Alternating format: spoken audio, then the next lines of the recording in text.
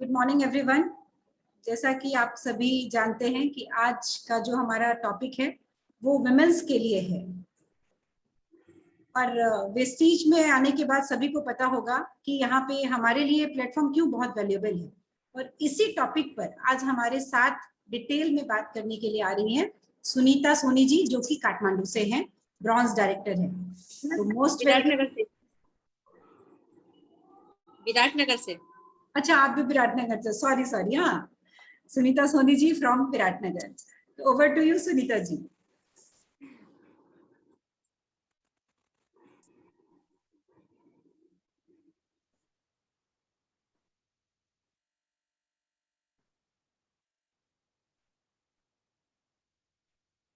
Start करें ma'am?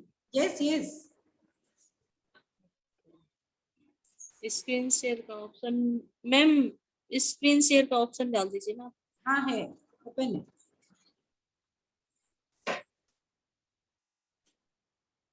Okay,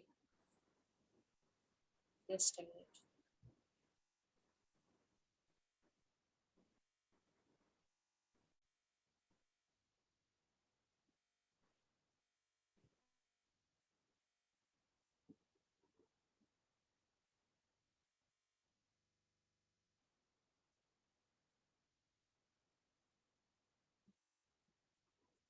ma'am आवाज आ रही है मेरी? हाँ जी, आ रही है आपकी आवाज। वीडियो भी आ रहा है मैम मेरा? यस यस, वीडियो, आपका वीडियो नहीं आ रहा है। हाँ ठीक है, okay, let's start. Good morning everyone. मैं सुनीता सोनी। मैं एक हाउसवाइफ मतलब होम मेकर। उसके साथ साथ आज मैं वेस्टीज में ब्रॉन्ज डायरेक्टर लेवल पर हूँ। आज मैं आपके सामने एक बहुत ही खूबसूरत टॉपिक लेकर आई हूँ, जो कि है वाई वेस्टेज फॉर हाउसवाइफ, यानी हाउसवाइफ को वेस्टेज क्यों करना चाहिए। आज हमारे साथ ज्यादातर हाउसवाइफ लोग जुड़ी हुई हैं यहाँ पे, और इंडिविजुअली हम सबको पता है कि हमें वेस्टेज क्यों करना चाहिए। लेकिन आज मैं अपना पॉइंट ऑफ व्यू आपके सामने रखने जा रही हूँ। फ्रेंड्स, हम हाउसवाइफ क्या सोचती हैं कि हम फ्री टाइम में कुछ छोटा मोटा कोई पार्लर का, सिलाई का या बुटीक का काम कर ले घर बैठे, क्योंकि हमारे ऊपर बहुत सारी जिम्मेदारियां होती है। हमें घर का काम, बच्चों को पढ़ाना, किचन का और सबकी जरूरतों को पूरा करना होता है। तो हम जीवन की भाग दौड़ में इतना कुछ सोच नहीं पाते। हम अपने परिवार की जिम्मेदारियों में इतना उलझ जाते हैं कि हम अपनी पहचान भूल जाते हैं। हमारे दिमाग में बस इतना ही रहता है कि खाने में क्या बनाएं, घर वालों को कैसे खुश रखें, बच्चों को होमवर्क कराना है, कल मार्केट से राशन लाना है, कपड़े आयरन करने हैं और बहुत सारे कई काम, जिस वजह से हम सोच भी नहीं पाते कि हमें कुछ अलग करना चाहिए। हमने शादी से पहले कई ड्रीम्स देखे होंगे, लेकिन परिवार की जिम्मेदारियों में इतना उलझ जाते हैं कि हम अपने सपनों के साथ समझौता कर बैठते हैं। हमारे सारे सपने पीछे छूट जाते हैं। शादी के बाद जैसा जो मिल गया उसी को सुख या दुख से हम अपना लेते हैं। फ्रेंड्स, हमारे पास हमारे हस्बैंड के ऑफिस जाने के बाद और बच्चों को स्कूल भेजने के बाद एक ऐसा समय होता है जिसे हम मोबाइल में फालतू की बातचीत करके या तो वेस्ट कर देते हैं या फिर टीवी सीरियल देखकर टाइम पास कर लेते हैं।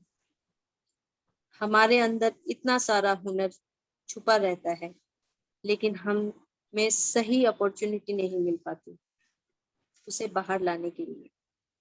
हम लेडीज मल्टीटास्कर होती हैं, एक साथ घर का, बाहर का, बच्चों का, हस्बैंड का, इधर उधर का सारा काम कर लेते हैं। हमारे पास एक सुपर पावर होता है हमारे अंदर, हर प्रॉब्लम से लड़ने की ताकत होती है। शायद इसीलिए भगवान ने नारी को बनाया है। इसलिए फ्रेंड्स, हम बिजनेस भी कर सकते हैं और हम हाउसवाइफ के लिए वेस्टेज से अच्छा कोई बिजनेस नहीं हो सकता। तो आइए आज मैं आपको कुछ ऐसे पॉइंट्स बताऊंगी,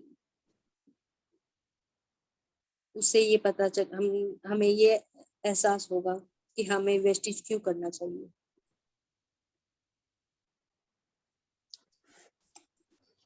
work from home and be with our kids.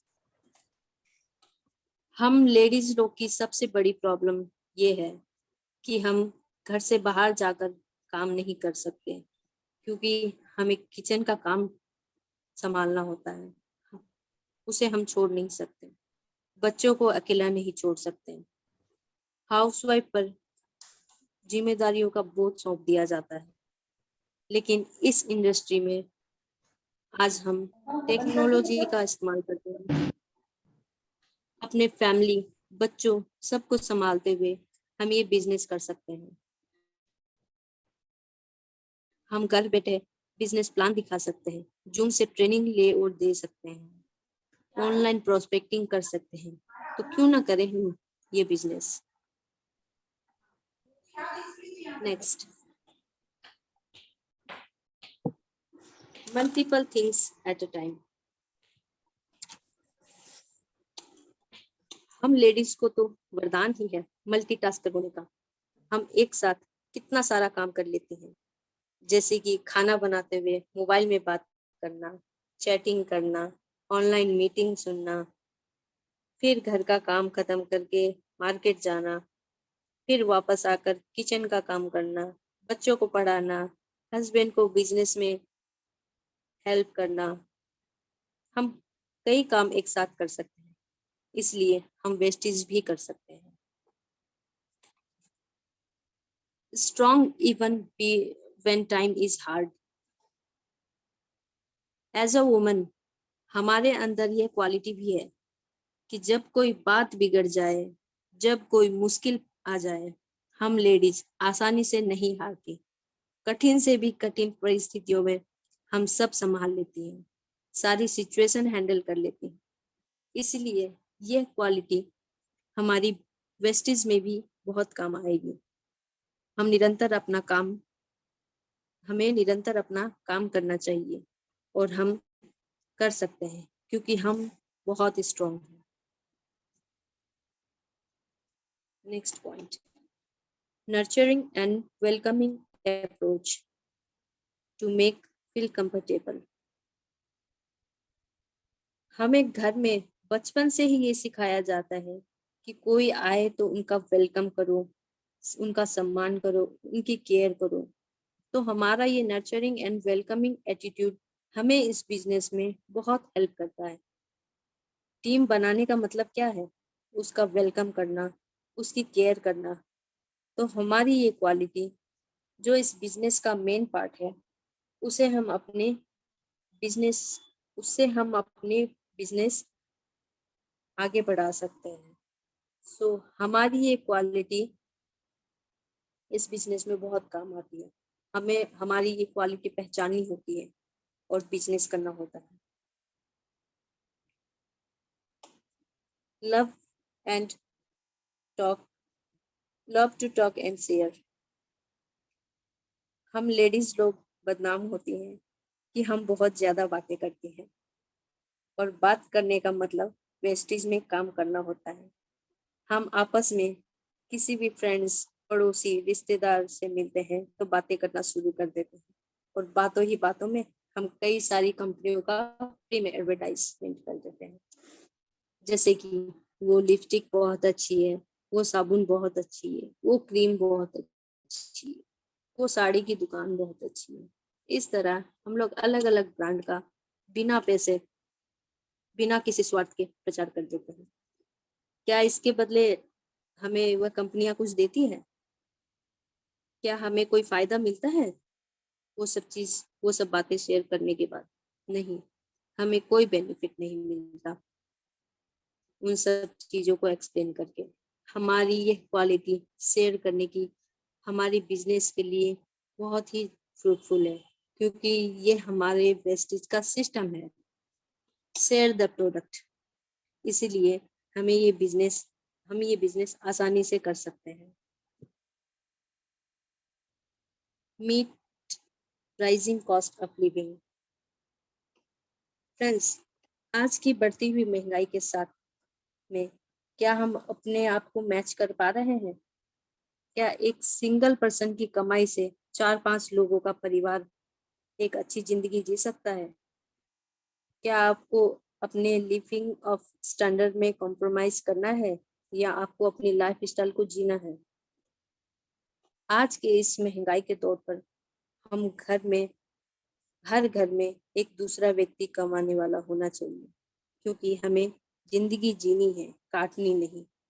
इसलिए हम हर घर में एक हाउसवाइफ को यह बिजनेस करना चाहिए, क्योंकि ये हमारी जिंदगी जीने का मौका देती है, हमारे ड्रीम को पूरा करने का मौका देती है। Stop feeling helpless. बहुत सी हाउसवाइफ को अपने घर में काफी कुछ सहना पड़ता है, कॉम्प्रोमाइज करना पड़ता है, क्योंकि वो फाइनेंशियली वीक होती है। उनके पास वो डिसीजन लेने का कॉन्फिडेंस नहीं होता है, लेकिन मनी हमें वो कॉन्फिडेंस देती है। और अगर हमारे पास वेस्टेज जैसी अपॉर्चुनिटी है, जिससे हम अपना घर परिवार संभालते हुए सब कुछ मैनेज करते हुए एक अच्छी इनकम लेते हैं, तो हम अपने आप को हेल्पलेस फील नहीं करेंगे। Next, raising of our self confidence. हम हाउसवाइफ के सर पर इतनी सारी जिम्मेदारियां होती है कि हम उसके अलावा कुछ और सोच नहीं सकते, और हम अपनी फैमिली में इतना उलझ जाते हैं कि हमें हमारी खुद की वैल्यू पता नहीं होती। और अगर वही हाउसवाइफ कमाने लग जाए, लोगों की और खुद की नज़र में वो वैल्यूएबल हो जाती है और हमारा सेल्फ कॉन्फिडेंस बढ़ जाता है। Become role model. अगर हम घर बैठे अपने घर को संभालते हुए वेस्टेज बिजनेस कर लें और एक खूबसूरत मंजर हासिल कर लें, साथ ही हमारे जैसी कई हाउसवाइफ की जिंदगी संवार दें, तो हम किसी रोल मॉडल से कम नहीं। Next, financial backup for family. हर घर में एक मेन अर्नर होता है, शादी से पहले भाई, पापा, और शादी के बाद हस्बैंड। भगवान ना करे अगर ऐसी कोई सिचुएशन आ जाए कि उनका बिजनेस डाउन हो जाए या छीन जाए या कोई हेल्थ इश्यू हो जाए और उनकी अर्निंग बंद हो जाए, तो हमारी लाइफ सडनली चेंज हो जाती है और उसे संभालने के लिए हम तैयार नहीं रहते, क्योंकि हम हाउसवाइफ हैं। हमें सिर्फ घर का काम करना आता है, अर्निंग करना नहीं। यह सोच हमें बदलनी होगी। फ्रेंड्स, हमें लाइफ में आने वाली इमरजेंसीज के लिए हमेशा तैयार रहना चाहिए। फॉर एग्जाम्पल, हम घर में जनरेटर लगवाते हैं, इमरजेंसी लाइट रखते हैं, क्योंकि हमें बैकअप चाहिए होता है, लाइट कभी भी जा सकती है।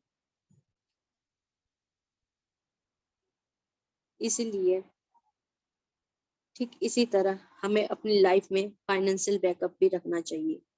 जरूरत में कोई आपके काम नहीं आएगा, खुद तो खुद को हमें बिजनेस करना पड़ेगा और अपने पार्टनर का साथ देना होगा फाइनेंशियली भी। Benefiting the country. The most important thing जो हमारे गौतम बाली सर कहते हैं और बहुत सारे इकोनॉमिस्ट भी, कि अगर हर घर में एक औरत भी काम करना शुरू कर दे, तो हमारे देश की जीडीपी कई गुना बढ़ जाती है और हमारा देश तरक्की करने लग जाता है।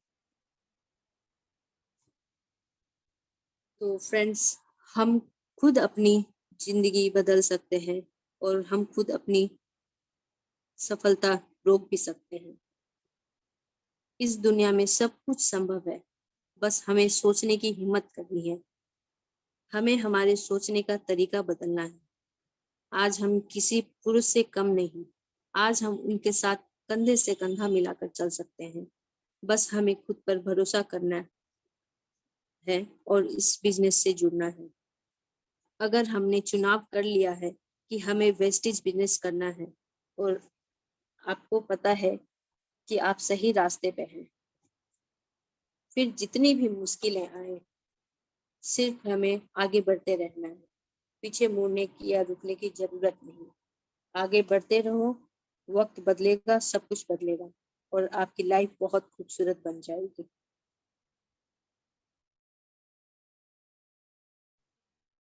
फ्रेंड्स, हम किसी पे डिपेंड नहीं रह सकते। पीछे से कितना भी कोई कहे कि तुम ये नहीं कर पाओगी, लेकिन हमें सुनना नहीं है, बस अपना धैर्य बनाए रखना है, क्योंकि हम खुद की आइडेंटिटी बनाना चाहते हैं और हमें बनानी है। इसलिए हमें मेहनत करनी पड़ेगी और वेस्टेज से जुड़ना पड़ेगा। एक सर्वे के अनुसार यहाँ आपको डाटा में दिख रहा है 50% में से working from home, 44% highest percentage of women are working from home. इसीलिए हम वेस्टेज कर सकते हैं। मैं आपको एक छोटी सी कहानी सुनाना चाहती हूँ। एक गांव में एक मूर्तिकार रहता है। उसे मूर्ति बनाने के लिए कुछ पत्थरों की जरूरत होती है, तो वह जंगल की ओर जाता है और इधर उधर पत्थर की तलाश करता है। तो उसे एक पत्थर दिखाई देता है जो मूर्ति बनाने के लिए एकदम सही था। वह उस पत्थर को उठाकर अपनी गाड़ी में रख लेता है और कुछ दूर जाने पर उसे दूसरा पत्थर दिखता है और वह उसे भी उठाकर अपनी गाड़ी में डाल लेता है और अपने घर पहुंच जाता है। उसके बाद वह मूर्ति बनाना शुरू कर देता है। जब वह एक पत्थर पर चोट मारने लगता है तो उसमें से आवाज आती है, रुको रुको प्लीज, मुझे मत मारो, मुझे दर्द होता है। हथौड़े की मार से मुझे बहुत डर लगता है। अगर तुम मुझ पर हथौड़ा चलाओगे तो मैं टूट जाऊंगा, बिखर जाऊंगा। प्लीज मुझे छोड़ दो और किसी दूसरे पत्थर से मूर्ति बना लो। तो उस मूर्तिकार को उस पत्थर पर दया आ जाती है और वह उस पत्थर को छोड़कर दूसरे पत्थर पर हथौड़ा मारने लग जाता है और उसे उसमें से कोई आवाज नहीं आती। वह सोचता है कि यह पत्थर ठीक है और जोर जोर से उस पर चोटें मारना शुरू कर देता है और कुछ देर बाद उस पत्थर की एक सुंदर सी मूर्ति बनकर तैयार हो जाती है। कुछ दिन बाद गांव के मंदिर में मूर्ति की स्थापना करने का दिन आता है और गांव वाले मूर्तिकार के घर पहुंचते हैं और बोलते हैं, अरे भैया, तुमने मूर्ति बना दी मंदिर के लिए? तो वह मूर्तिकार उन्हें बोलता है, हाँ बना दी, आप ले सकते हैं। और उन्होंने मूर्ति ले ली। फिर एक आदमी बोलता है, भैया इस मूर्ति के साथ एक पत्थर और मिलेगा आपके पास, मूर्ति के पास में रखने के लिए, जिस पर नारियल फोड़ सके। वह मूर्तिकार इधर उधर देखता है और उसे वह पत्थर दिखाई देता है जिसे उसने छोड़ दिया था और उसे उन गांव वालों को दे देता है और सब गांव वाले मंदिर की ओर चल देते हैं। फिर रास्ते में उस पत्थर में से आवाज आती है कि अरे मूर्ख लोग, मुझे छोड़ दो, हे भगवान मुझे बचाओ, मुझे कहीं नहीं जाना। ये लोग मुझ पर नारियल फोड़ देंगे तो मुझे बहुत दर्द होगा। मुझे इतनी कठिन परिस्थितियों से बहुत डर लगता है। रास्ते भर वह पत्थर जोर जोर से चिल्लाता है लेकिन कोई नहीं सुनता और मंदिर पहुंचकर उस मूर्ति की स्थापना कर उस पत्थर को मूर्ति के आगे रख देता है। सब लोग उस मूर्ति की पूजा करते हैं, उस पर फूल चढ़ाते हैं, दूध से स्नान कराते हैं। यह देखकर नीचे पड़ा पत्थर कहता है, अरे भाई, तुम्हारे तो बहुत मजे हैं, लोग तुम्हें दूध से स्नान करा रहे हैं, तुम पर फूल चढ़ा रहे हैं, तुम्हारी जिंदगी तो बढ़िया है। तुम तभी एक व्यक्ति उस पत्थर पर नारियल फोड़ता है और वह जोर जोर से चिल्लाने लगता है और कहता है, हे भगवान, मुझे कहाँ फंसा दिया, इससे अच्छा तो मैं जंगल में पेड़ की छांव के नीचे ठीक था। यह देखकर मूर्ति बना पत्थर हंसने लगता है और वह नीचे पड़े पत्थर से कहता है,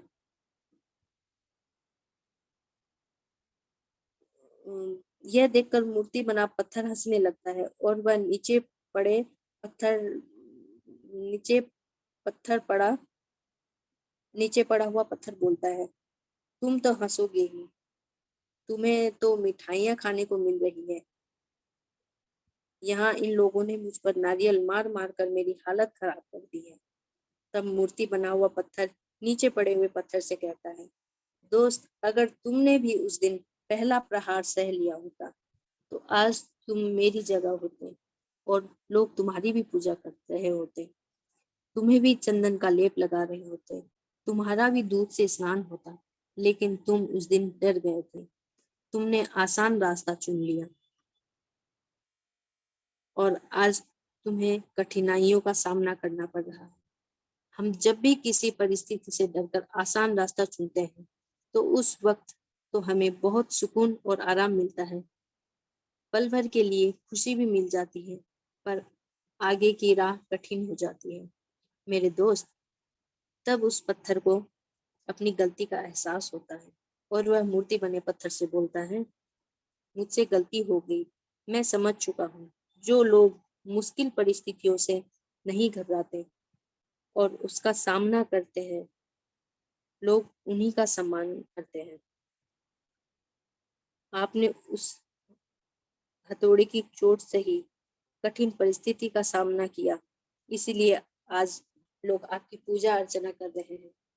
आप मुझे आसानी अपनी आप मुझे अपनी शरण में ले लो, मुझे अपनी गलती का एहसास हो चुका है, मैं अब किसी भी कठिन परिस्थिति से नहीं घबराऊंगा। फिर मूर्ति कहती है, जो व्यक्ति मेहनत करता है, सही रास्ते पे चलता है और कठिन परिस्थितियों से नहीं घबराता और दृढ़ता से उसका सामना करता है, मैं हमेशा उसके साथ रहूंगा। तभी एक व्यक्ति उस पत्थर पर नारियल फोड़ता है। इस बार वह पत्थर अपनी आंखें बंद कर जय श्री राम बोलता है और नारियल फूट जाता है। जब वह पत्थर अपनी आंखें खोलता है और देखता है नारियल फूट गया और उसे जरा भी दर्द नहीं हुआ, फिर वह भगवान का शुक्रिया करता है। नारियल फूटने की वजह से नारियल का पानी उस पत्थर को भी मिल जाता है और सब लोग भगवान को भोग लगाने के बाद मिठाई भी उस पत्थर पर रख देते हैं, जिससे उस पत्थर को मिठाई खाने को मिल जाती है। तब भगवान बोलते हैं, देखो, आज तुमने मुश्किलों का सामना किया तो उसका फल भी तुमको मिलने लगा है। तो फ्रेंड्स, कठिन वक्त सबकी जिंदगी में आता है, आज नहीं तो कल जरूर आएगा, लेकिन उस कठिन वक्त का सामना करने के लिए क्या आप तैयार हैं? अपनी जिंदगी का मजा जरूर लीजिए, लेकिन पहले आगे आने वाली दिनों की तैयारी करने के बाद, क्योंकि जब कठिन वक्त आएगा तो आपको मौका नहीं मिलेगा। एक बार सोचिएगा जरूर। अक्सर चुनौतियों से, संघर्ष से हम डरते हैं, लेकिन संघर्ष ही तो है जो हमें और ज्यादा मजबूत करता है और जिंदगी में कठिनाइयों से लड़ने की हिम्मत देता है और हमें सच में बना देता है कुछ भी कर पड़ोगी और कुछ कर गुजरने की। इसलिए जिंदगी में कोई चुनौतियां आए तो घबराना नहीं, बल्कि डटकर उसका सामना करना है। तो डियर हाउसवाइफ्स, खुद पर भरोसा कीजिए और बदल डालिए सब कुछ, क्योंकि अपॉर्चुनिटी बार बार आपके पास नहीं आती। आज हमारे पास वेस्टी जैसी अपॉर्चुनिटी है, तो इसका फायदा जरूर उठाइए और धमाल कर दिखाइए। Wish you all the best to every woman, every housewife. Thank you.